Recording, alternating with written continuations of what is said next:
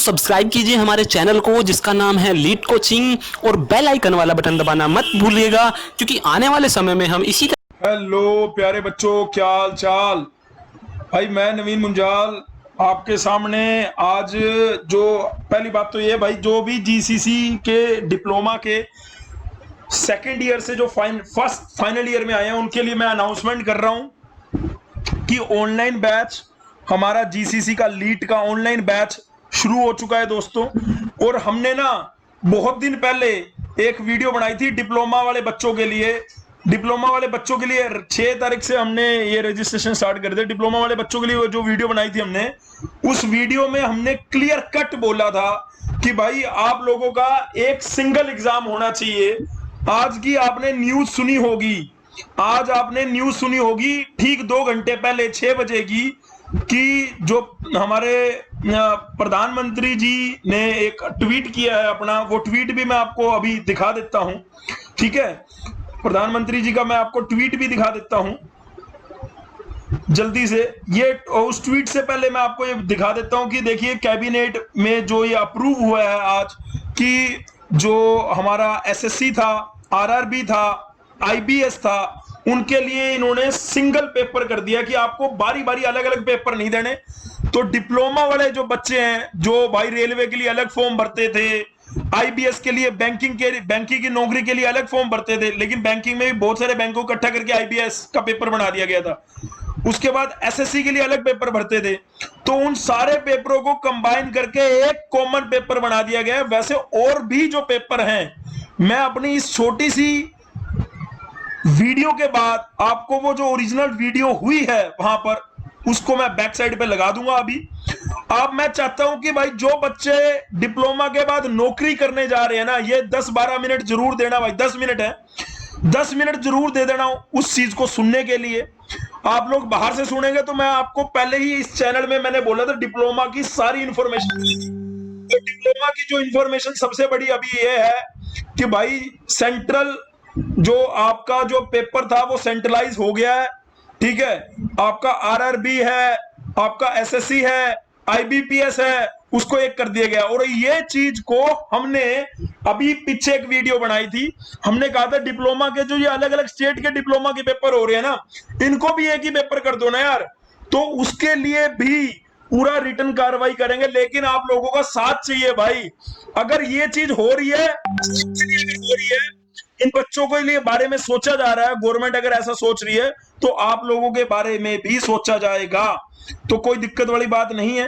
ठीक है, और जो जीसीसी के बच्चे आने वाले बैच के लिए रजिस्ट्रेशन ओपन है भाई 2020-21 के लिए, ठीक है, लीड के लिए, वो जाके यहां से प्रोसीजर में प्रोसीजर चेक कर सकते हैं। जीसीसी ब्राउजर चेक करना चाहे, जीसीसी का ब्राउजर चेक कर सकते हैं।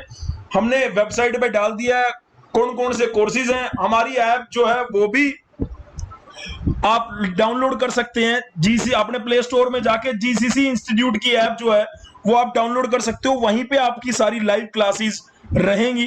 ठीक है, वहीं पे आपको सारा स्टडी मटेरियल मिलेगा, वहीं पे आपको सारी चीजें दी जाएंगी।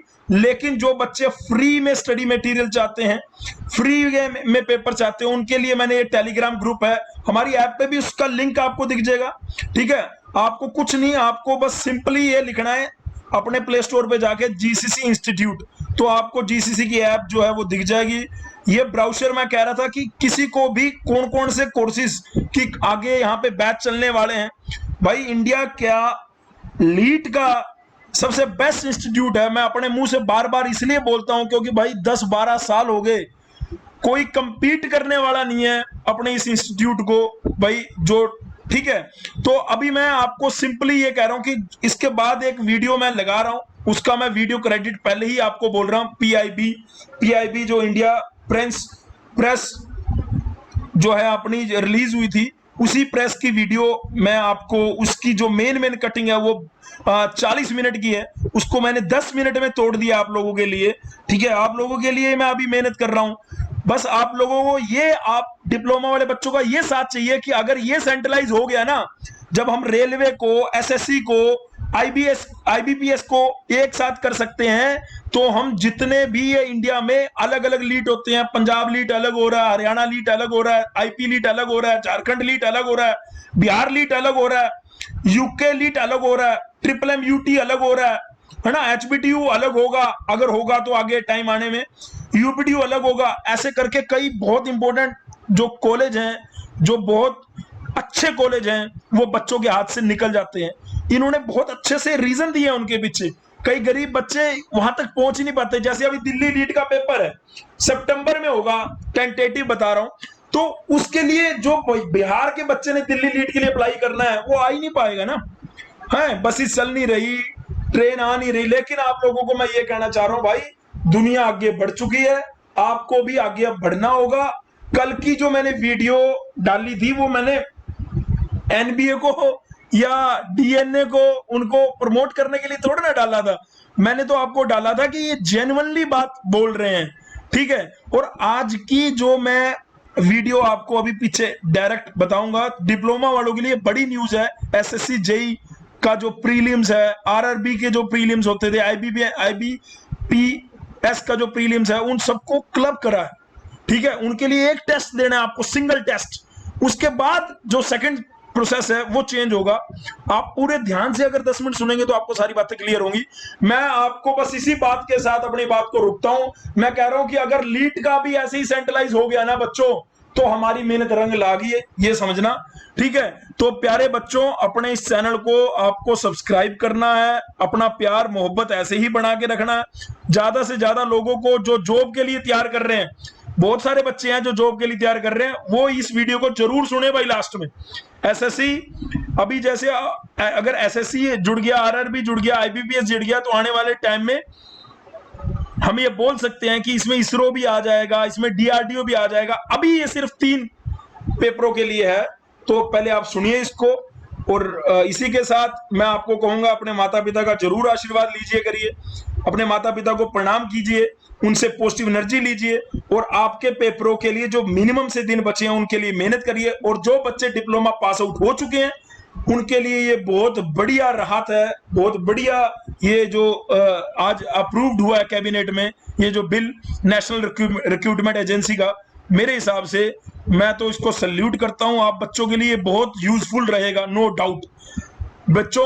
और आप जाके प्रकाश जावड़ेकर सर जी का भी देख सकते हो, आप जाके हमारे प्रधानमंत्री जी का भी देख सकते हो। अगर मैं हमारे प्रधानमंत्री जी का भी ट्वीट आपको दिखा देता हूं हल्का सा फटाफट, ताकि ये हमारे प्रधानमंत्री जी का 2 घंटे पहले का ट्वीट है, आपको स्क्रीन पे आ रहा होगा। National recruitment agency will prove to be crore of youngster through the common eligibility test. It will eliminate the multiple tests and save the precious time as well as resources. This will also a big boost of transparency. इसके बाद मैं वो video जो PI मैं पहले ही credit दे रहा हूं दोस्तों, क्योंकि वो वीडियो हमने नहीं बनाई, उसका मेन पर्पज है आप लोगों तक वो बात को पहुंचाना, और उसका कोई पर्पज नहीं है, इससे कोई रिवेन्यू नहीं आने वाला, कोई कुछ नहीं है ना। तो बस आप तक वो बात पहुंच जाए ताकि आप जो है अवेयर हो जाएं, और कोई पर्पज नहीं है। Thank you so much listening my voice, love you all, God bless you all. और इसी के साथ जाते जाते दोनों हाथ जोड़ के, वैसे तो आप पीछे वीडियो देखनी है, वीडियो के बाद आप करेंगे, है ना। इतनी शक्ति हमें देना दाता, मन का विश्वास कमजोर ना हो, हम चले नेक रस्ते पे हंसते, भूल कर भी कोई भूल ना हो।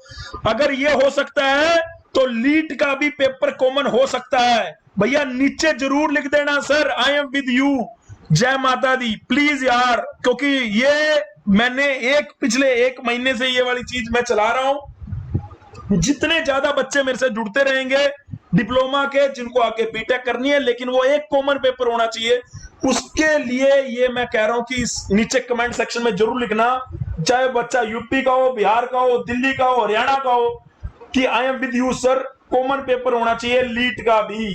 Thank you so much listening my voice, love you all, God bless you all, take care, शबा खैर।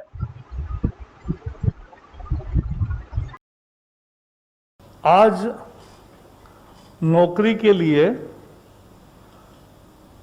जो युवा होते हैं उनको बहुत परीक्षाएं देनी पड़ती है, और उनको लगभग 20 रिक्रूटमेंट एजेंसीज है, तो कोई 4-5 में अगर परीक्षाएं देता है तो उतनी परीक्षा उतनी जगह जाना, ये सब समाप्त करने के लिए एक ऐतिहासिक फैसले में नेशनल रिक्रूटमेंट एजेंसी,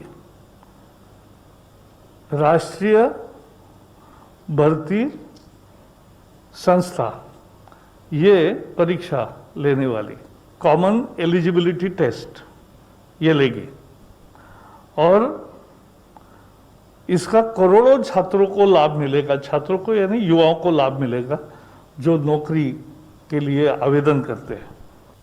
1 लाख करीबन 1,25,000 वैकेंसीज हर साल सेंट्रल गवर्नमेंट में group B and group C में अराइज करते हैं, जिसमें 2.5 से 3 करोड़ लोग इसको लेते हैं। ये बस 3 ऑर्गेनाइजेशंस की बात कर रहा हूँ। रेलवे में रेलवे रिक्रूटमेंट बोर्ड है, बैंक्स के लिए IBPS है और बाकी सरकारी कामों के लिए SSC है। इन तीनों ऑर्गेनाइजेशंस में अगर आंकड़े लिए जाएं तो ऑलमोस्ट 2.5 से 3 करोड़ लोग बारी बारी से हर एग्ज़ाम को देते जाते हैं। मतलब पहले मैंने RRB दे दिया, उसके बाद SSC भी दे दिया, उसके बाद IBPS भी दे दिया। मैं सारे पूरे साल में मैं एग्जामिनेशन ही देता रहता हूँ जब तक मेरे को काम मिल नहीं जाता है। तो अब एटलीस्ट एक लेवल इसमें कम हो जाएगा। Next please. जो कॉमन एलिजिबिलिटी टेस्ट, एक ही टेस्ट इन तीनों ऑर्गेनाइजेशंस, एंड जो भी ऑर्गेनाइजेशन ये स्कोर लेके उसमें भर्ती करना चाहती है तो वो इस कॉमन एलिजिबिलिटी एग्जाम के बेसिस पे जो स्कोर्स मिलेंगे उनको लेके अगले लेवल एग्जामिनेशन के लिए वो एक्सेप्ट करेंगे। तो ये नेशनल रिक्रूटमेंट एजेंसी एक सोसाइटी होगी, autonomous society under societies act. तो इसमें तीनों एजेंसीज के रिप्रेजेंटेटिव्स होंगे, जैसे मैंने कहा SSC के, RRB के और IBPS के, तीनों के रिप्रेजेंटेटिव्स होंगे इस सोसाइटी को फॉर्म करने में, गवर्निंग बॉडीज़ में। ये कंडक्ट करेगा टायर 1 एग्जामिनेशन, जिसमें सबसे अधिक लोग पार्टिसिपेट करते हैं, वो 2.5 करोड़ जो मैंने कहा, वो फर्स्ट लेवल एग्जामिनेशन है, टायर 1 एग्जामिनेशन है, उसको कंडक्ट करेगी। ये फुल्ली ऑनलाइन एग्ज़ाम होगा, कंप्यूटर बेस्ड एग्ज़ाम होगा और उसके स्कोर्स जो हैं वो इमीडिएटली कैंडिडेट को मिल जाएगा, जिसके बेसिस पे वो किसी भी एजेंसी में अपना, या SSC हो या RRB हो या IBPS हो, वो स्कोर के आधार पे वो अप्लाई करके अगले लेवल एग्जामिनेशन ले सकते हैं। अब 3 ही एजेंसीज को पहले लिया है हमने, लेकिन in due course of time जैसे जैसे ये स्टेबलाइज होता जाएगा तो सारे रिक्रूटमेंट एजेंसीज में इस स्कोर को एक्सेप्टेंस देने की, इसको एक्सपैंड करने की भी हम सोच रहे हैं। तो इसमें फ़ायदा ये होगा कि स्टैंडर्ड करिकुलम होगा, एक ही करिकुलम होगा, एक पाठ्यक्रम के अनुसार एग्ज़ाम दिया जा सकता है। हर ज़िले में, ये बहुत ही महत्वपूर्ण पॉइंट है कि हर ज़िले में एग्जामिनेशन सेंटर्स एटलीस्ट एक, और जहाँ कैंडिडेट्स ज़्यादा हैं तो मोर देन एक, सेवरल सेंटर्स खोले जाएंगे, सो दैट ये जो अर्बन बायस है, जो दूर दराज इलाके में जो सेंटर्स नहीं हैं, अब हर ज़िले में ये सेंटर खोले जाएंगे। तो this will be a big bone for women, for the poor and the rural candidates. There will be a standard degree of difficulty. So nobody can say that that exam was easy, this exam was difficult. There will be standard degree of difficulty. And another important thing is ये multiple languages में होंगे. The initial attempt is to make it in at least 12 languages, 12 Indian languages, so that people from different parts of the country, they can take part in the examination and increase the representation in the central government jobs. Next, please. The common eligibility test, as I mentioned, was a first level test to shortlist the candidates. The scores will be valid for 3 years. Means same scores you can use for 3 years, and you also have an opportunity to improve your score by giving the examination again. And the best score in all your attempts will be taken for the purposes of the recruitment. Next, please. So in short, when I give you the picture, it is a common registration portal जहाँ पे एक ही registration portal पे candidate को register करना होगा. Question bank with same degree of difficulty, एक question bank होगा जिसमें से central server बहुत secure manner में रखा जाएगा. वो test center में security के साथ जाएगा with all the protocols which are required, the technological firewalls etc. उसमें होंगे. और फाइनली वो स्कोर्स जनरेट हो जाएंगे जो 3 साल के लिए उनको वैलिड होगा. सर मेरा सवाल जितेंद्र सर से है. सर एक बात बताएं कि इसमें उम्र को लेके आपने कहा कि एज बार वो किस तरीके से होगा. मान लीजिए रेलवे में उम्र की कोई सीमा है, बैंक में कुछ सीमा है, एसएससी की कुछ सीमा है, तो क्या इसमें कोई कॉमन उम्र की सीमा होगी या फिर ऐसा? नहीं, देखिए प्रीलिमिनरी टेस्ट में जिस प्रकार की सीमाएं पहले से निर्धारित है वही रहेंगी यहाँ पर भी, और बाई एंड लार्ज अलग सीमाएं नहीं है. मतलब कॉमन जो सर्विस रूल्स में जो एज लिमिट है वो उसी तरह से रहेगी. भले अब जैसे शेड्यूल कास्ट कैटेगरी के लिए थोड़ी सी एज लिमिट अलग है, कुछ दिव्यांगों के लिए अलग है, तो that rules remains as it is, that has not been touched. This is only to bring in ease of selection by overcoming one stage, first stage, और बाकी किसी चीज़ को नहीं छेड़ा गया. 52. मेरा सवाल जितेंद्र सर से है.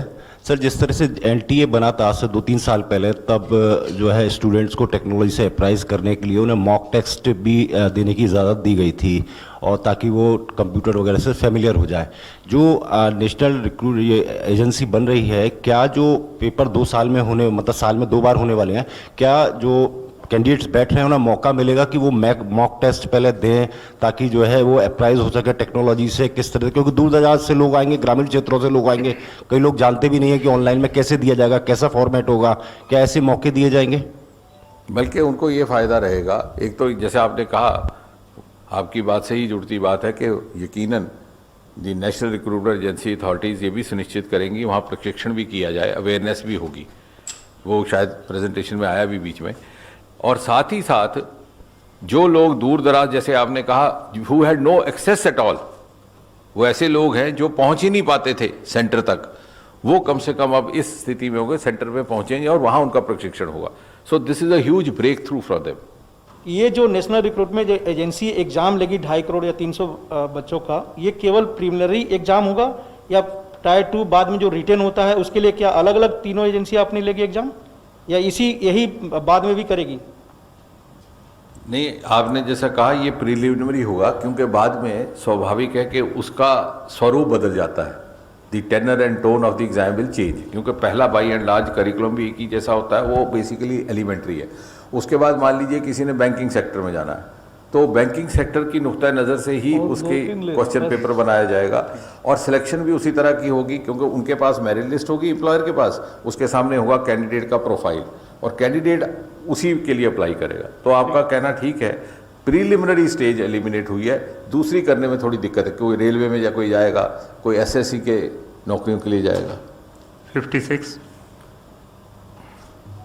सर उसी सवाल पे, मतलब आरआरबी, एसएससी और आईबीपीएस जो बैंक, ये एबॉलिश नहीं हो रहे हैं? नहीं, एबॉलिश करने की बात नहीं है. हम उनको फैसिलिटेट कर रहे हैं, जो उनका पहला टेस्ट है, और ये अभी चूँकि नया प्रयोग है और नया इंटरवेंशन, नया रिफॉर्म है, तो टू बिगिन विद 3 इसमें शामिल है. आगे चल के और इसी अनुभव के आधार पर बाकी रिक्रूटमेंट एजेंसीज को भी शामिल किया जा सकता है. नहीं, जैसे अगर मैं कैंडिडेट हूँ, मैं फर्स्ट राउंड ये देता हूँ, मुझे जितने भी मार्क्स स्कोर में जितने आएंगे वो लेके मुझे फिर इन तीनों एजेंसी में से जो भी नौकरी जहाँ भी वहाँ मैं जा सकता हूँ. अगर आप उस लेजिटिमेट लिस्ट में आ जाते हैं, तो अब आपको जो एडवर्टाइजमेंट अगली आएगी, मान लीजिए बैंकिंग की, तो आपने उसको अप्लाई किया, उसने आपको देखा, आपने उसको देखा, दोनों की अगर अनुकूलता मिल गई तो आपको नौकरी मिल गई, या आपकी सिलेक्शन हो गई for the next stage of test, which will of course be more specialised test, क्योंकि आपके जॉब की नौयत और उसके रिक्वायरमेंट के हिसाब से. लेकिन जो उसने पहले एक टेस्ट करना था, उससे आप बच गए, वो भी बच गए कंडक्ट करने से, और आपको वो दुविधा नहीं रही कि आपको जगह जगह 20 सेंटरों पे जाना पड़े या 20 जगह. और उसमें क्या होता था, तो कई बार आप कॉम्प्रोमाइज़ कर लेते थे कि साहब चलिए इस बार वो करेंगे, उसमें नहीं अपीयर होते. अब इसमें आपके लिए खुल गया, आप हर जगह